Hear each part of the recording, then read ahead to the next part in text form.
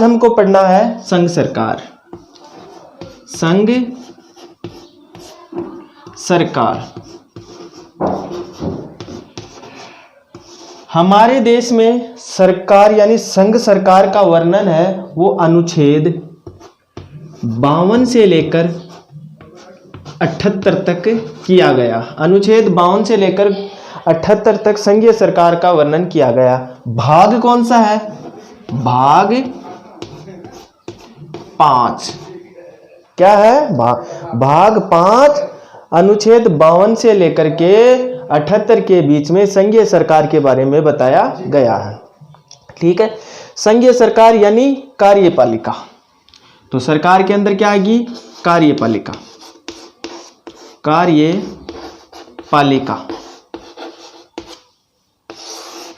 कार्यपालिका क्या होती है? यानी जो हमारे देश के जो प्रधानमंत्री है, राष्ट्रपति है, ये क्या है? कार्यपालिका। सर्वोच्च न्यायालय है, ये क्या आते हैं? ये कार्यपालिका में आते हैं।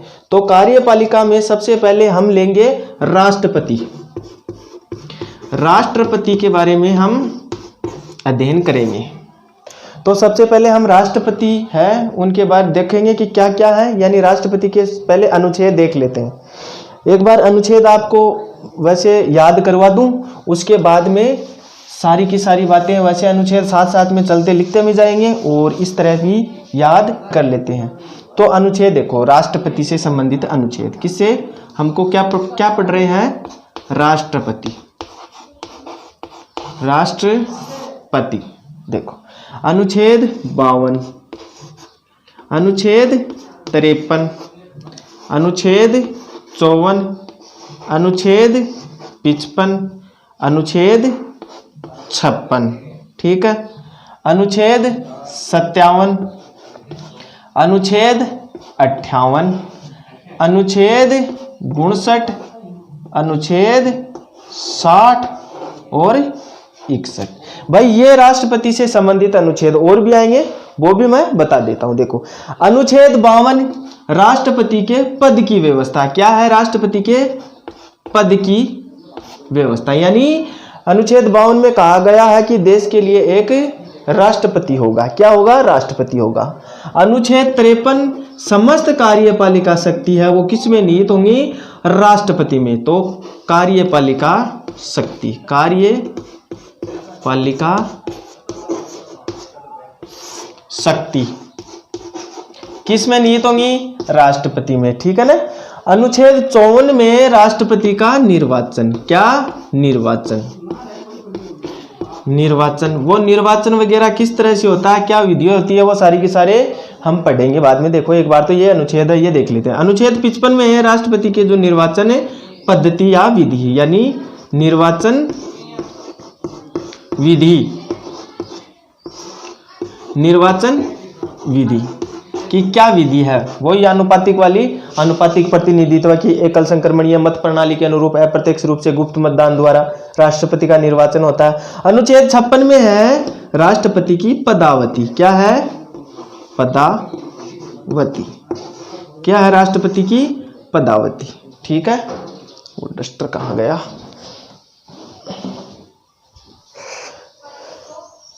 फिर अनुच्छेद 57 में आ जाता है राष्ट्रपति का पुनर्निर्वाचन। क्या है? पुनर्निर्वाचन।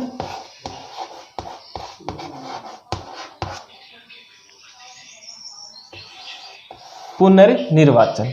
और अनुच्छेद 58 में आता है राष्ट्रपति की जो है योग्यता। राष्ट्रपति क्या क्या आएंगी?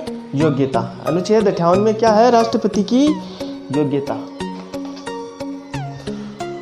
और अनुच्छेद 59 में है शर्तें। क्या है? शर्तें। राष्ट्रपति की क्या है? शर्तें। कि भाई क्या क्या शर्तें हैं राष्ट्रपति बनने के लिए इसे। अनुच्छेद 60 में है राष्ट्रपति की शपथ। क्या है? शपथ। और अनुच्छेद 61 में है महाभियोग प्रक्रिया। महाभियोग।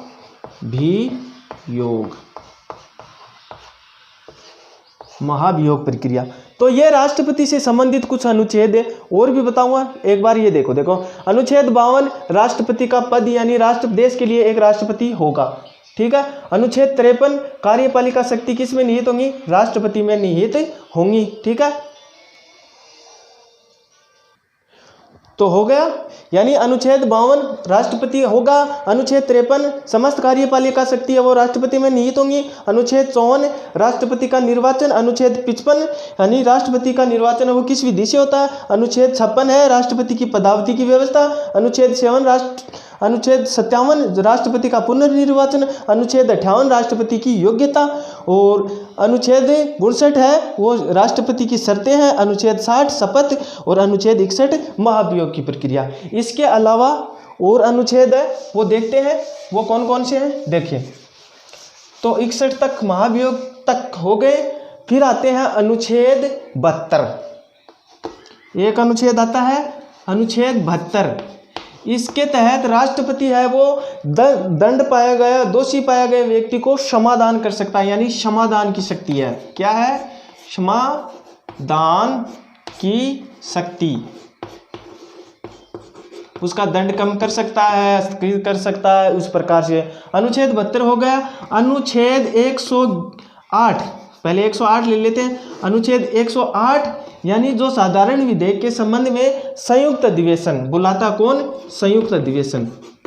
संयुक्त अधिवेशन, संयुक्त अधिवेशन कौन बुलाता है? राष्ट्रपति। और संयुक्त अधिवेशन की जो अध्यक्षता है वो कौन करता है? लोकसभा अध्यक्ष। बुलाता तो कौन है? राष्ट्रपति।